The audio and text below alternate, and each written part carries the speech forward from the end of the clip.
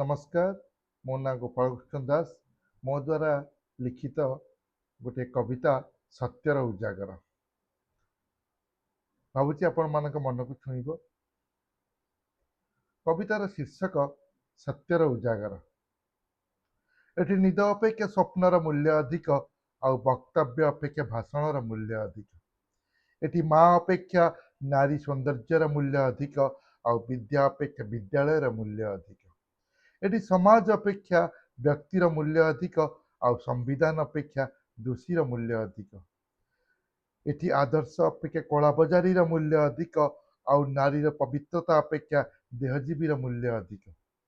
Eighty अमृत अपेक्षा mother मूल्य अधिक, आउ ओडिया अस्मिता अपेक्षा पाश्चात्यर मूल्य अधिक। एटी समय अपेक्षा घड़ीर मूल्य अधिक, आउ मानवता अपेक्षा मनुष्यर मूल्य अधिक। एटी पितामाता अपेक्षा तांका मर शरीर मूल्य अधिक, आउ भौणीर शव अपेक्षा ता डेथ सर्टिफिकेट मूल्य अधिक। एटी सचोटता अपेक्षा प्रलोभनर मूल्य अधिक, आउ संपर्क अपेक्षा स्वार्थर मूल्य अधिक। एटी सत्य अपेक्षा प्रपंचतार मूल्य अधिक, आउ चरित्र अपेक्षा परिचयर मूल्य अधिक। एटी हृदय अपेक्षा प्रतिहिंसार मूल्य अधिक, आउ मनुष्य अपेक्षा तार मिछ अभिनयर मूल्य अधिक। एटी भल पाइबा अपेक्षा लोक देखाणिया संपर्कर मूल्य अधिक, आउ आत्मा अपेक्षा शरीर मूल्य अधिक।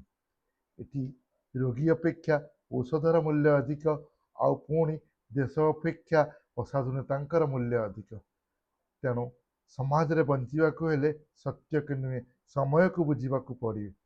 कारण एटी जीवन अपेक्षा मुखापिंदा अभिनय करुथिबा व्यक्तिर मूल्य अधिक। नमस्कार।